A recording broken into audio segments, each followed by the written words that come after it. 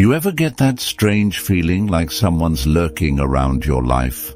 Not physically, but digitally. Like they're watching your stories, liking your old posts, maybe even popping up in your dreams because, well, they used to matter.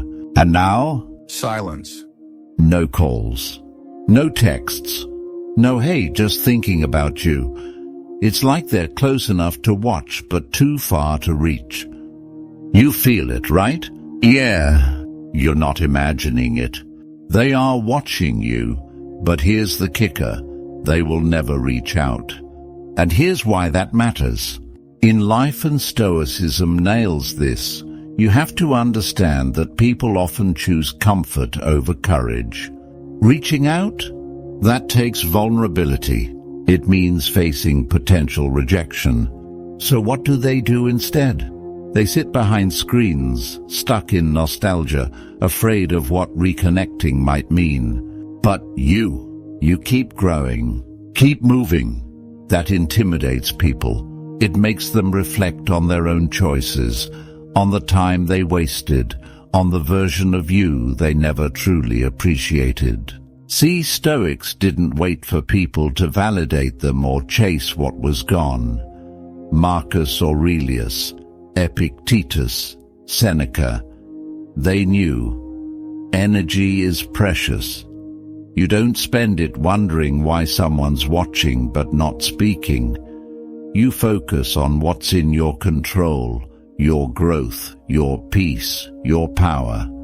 Let them watch. Let them wonder. Here's your call to action. Stop giving emotional rent to people who aren't showing up in real life. Let them sit in silence if they choose. You've got a life to live boldly, fearlessly, unapologetically. This is your moment, not theirs. Ready to see why letting them watch from afar is the ultimate Stoic move?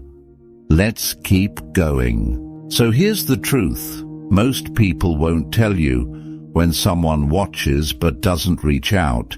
It's usually not about you. It's about them, their fear, their pride, their unfinished business with themselves. See, silence. It can feel personal, like you did something wrong or maybe weren't enough.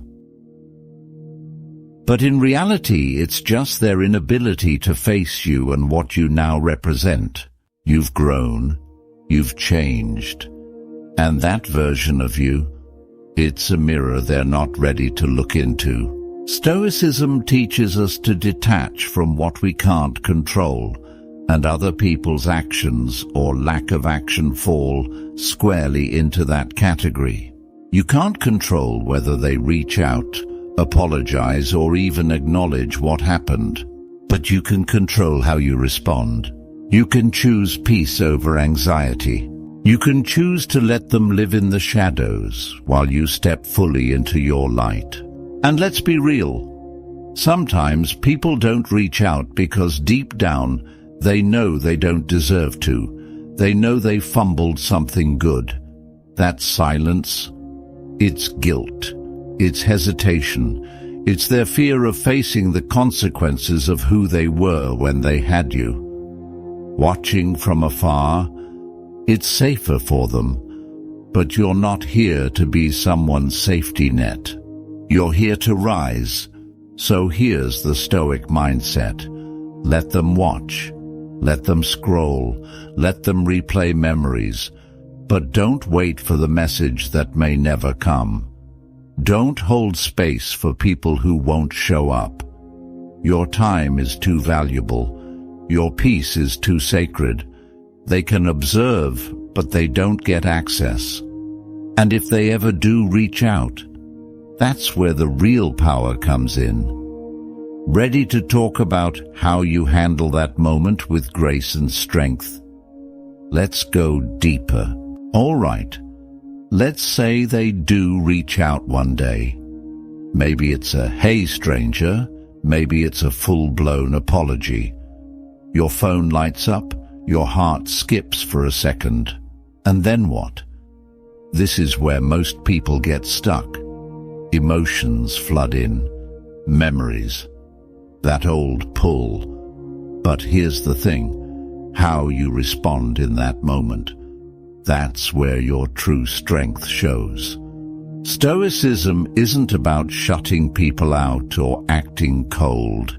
It's about acting with reason, not just emotion. So before you type a single word, you pause.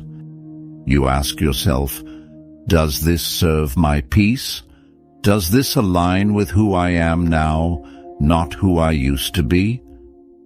Because not every message deserves a response, and not every return deserves a welcome.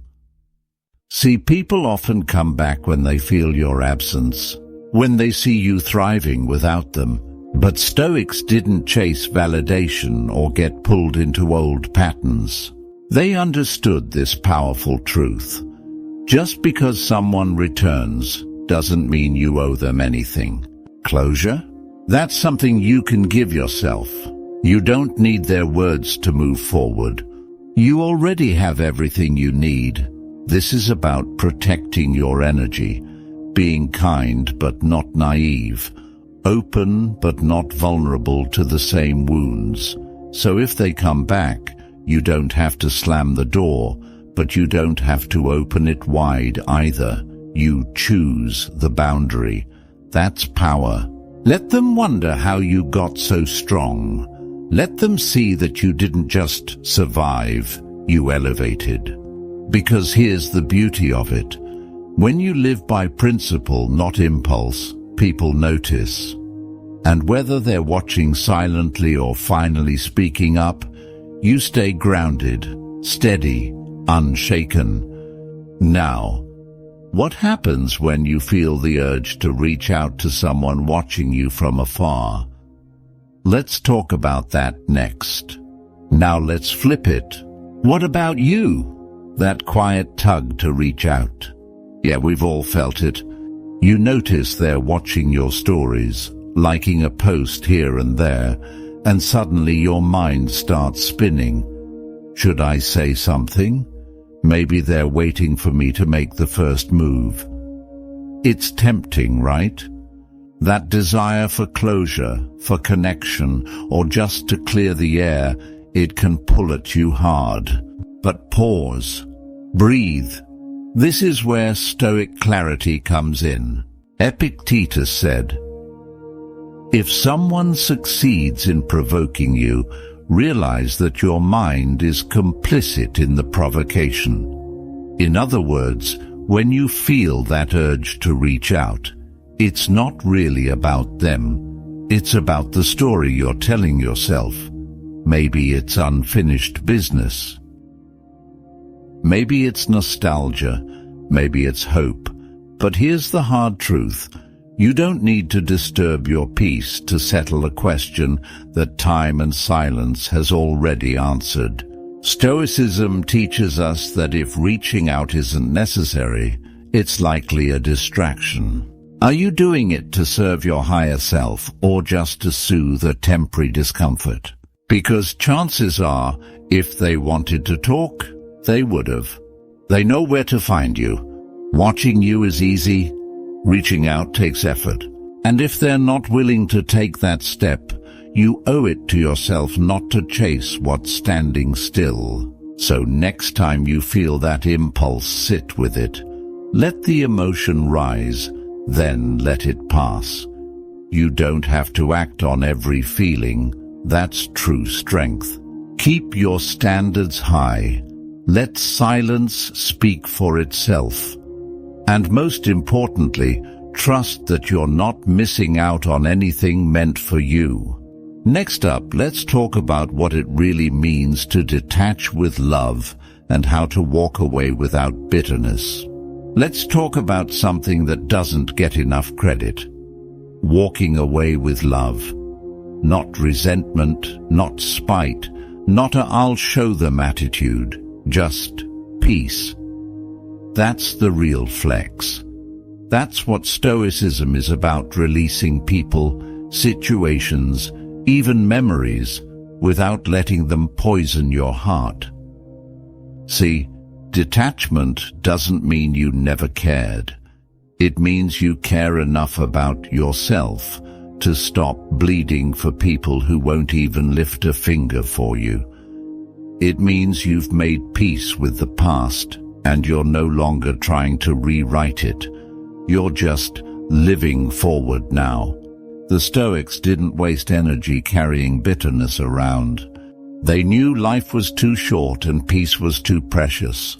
Seneca once wrote, "We suffer more in imagination than in reality."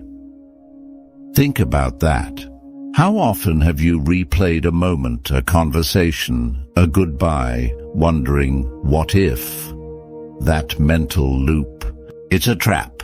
It keeps you connected to a version of yourself you've already outgrown. Detaching with love means you don't need revenge or recognition. You don't need them to regret losing you. You don't need them to validate your worth. You just release them, genuinely, fully. And when their name crosses your mind, there's no sting, just neutrality. Maybe even a silent thank you for the lesson. That's real growth. You free yourself not because they asked for forgiveness, but because you refuse to carry weight that doesn't belong to you anymore. You're not bitter. You're better. You've evolved. And now you walk lighter, love deeper, and move forward with your head high, not because you've forgotten, but because you've chosen yourself. Ready for the final piece? Let's talk about how this kind of detachment elevates every relationship in your life. Here's where it all comes together. The quiet power of detachment, self-respect, and inner peace. When you stop chasing, stop wondering, stop needing someone to act a certain way to feel whole, that's when you truly start living free. That's when every relationship in your life shifts. You start attracting people who value you without games, who show up without needing to be chased. You stop tolerating half effort, and you stop shrinking just to keep someone else comfortable. Why? Because you've seen what happens when you let people linger in your life just because they're watching. You've felt that drain, and you've chosen better. Stoicism gives us this gift, the ability to stay rooted in ourselves, no matter who stays, who leaves, or who's watching silently from the sidelines. You're not here to perform. You're not here to convince anyone of your worth. The right people, they don't need convincing. They show up, they reach out, they match your energy. So let them watch. Let them wonder how you became so unbothered, so at peace, so untouchable by their silence. That's the beauty of living aligned with your values. You radiate something no one can fake. And from that place, you build stronger connections, healthier love, real loyalty. No need for resentment. No need to chase closure. You've got all the closure you need in the way you carry yourself. Keep going. Keep growing. Let them watch if they want, but know this. You're already out of reach. And that's power.